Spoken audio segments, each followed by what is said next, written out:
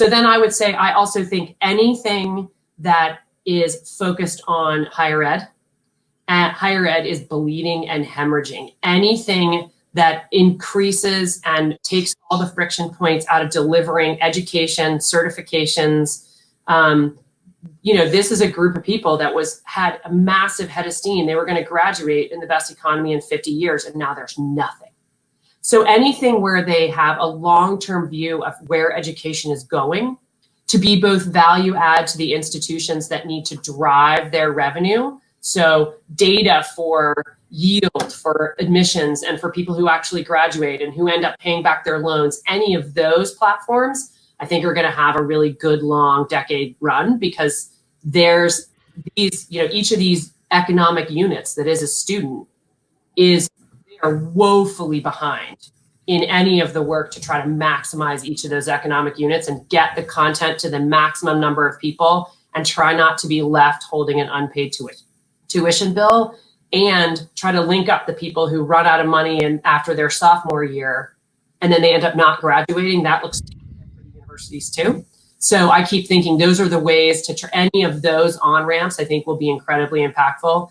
And then I also think any of this work, like now there's so much free educational content right now because everyone's at home. There's a ton of pressure to get four-year institutions to fight for their value.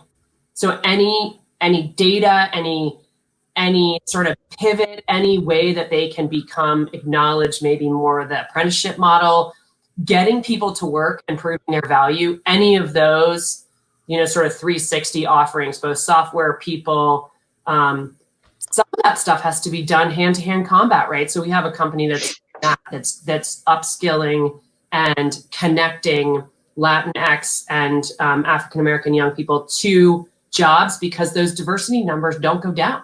The need for corporations, but they have a terrible time getting skill-ready people who fit their goals for diversity.